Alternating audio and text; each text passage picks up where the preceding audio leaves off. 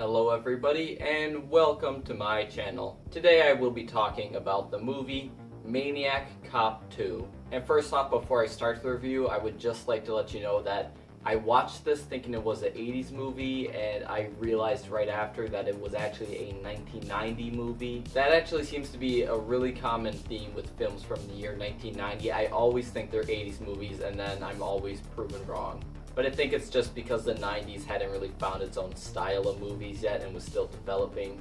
So for all I'm concerned, though this is a 1990 movie, it does feel a lot more like an 80s movie. Maniac Cop 2 is a sequel to what else? Maniac Cop. If you want to know my opinion on the first film, it is a good movie. Not great, but it is definitely a fun 80s slasher with a killer cop. It also had Bruce Campbell in it, so that's a plus. What Maniac Cop 2 does is that it improves upon the first one in every way and makes for an amazing horror sequel. Bruce Campbell and Lauren Landon return for this movie, as well as the Maniac Cop who is still alive after the events of the first movie. They try to warn people about the Maniac Cop, but it doesn't go so well for them. Actors Robert Davi and Claudia Christian end up taking their place as the main characters. Now I know this is kind of a spoiler to a 1990 movie, but both of the characters from the first movie are killed off in this one. However, I do think the execution of it is much better than most horror sequels. When a horror sequel wants to replace its actors with someone new, usually they'll just either not acknowledge the main character from the first film exists, or they'll kill them off in between films, or they'll do the Friday the 13th Part 2 thing and kill off the main character in the first 5 minutes. But this movie executes it very well because both of the characters get a lot of screen time and they're actually part of the story before being killed off. And in that sense, I feel that the replacement felt a lot more natural.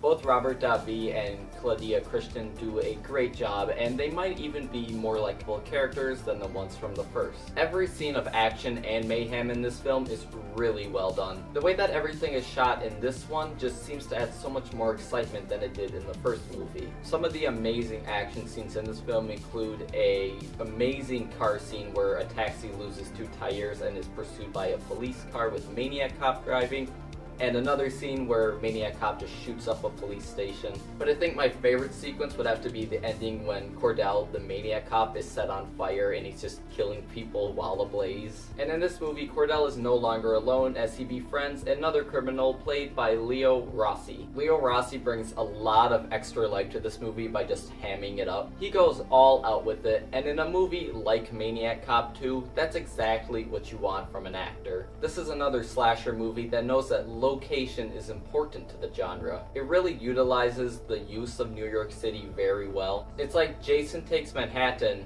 if he was in Manhattan through the whole movie and he wore a police uniform. That's the best way I can describe Maniac Cop. The city has like a lot of neon lights and stuff in different locations, and it just kind of helps set the mood for the movie. That's another example of how this feels so much like an 80s movie despite being from 1990. The movie also does a really good job at bringing closure to the series.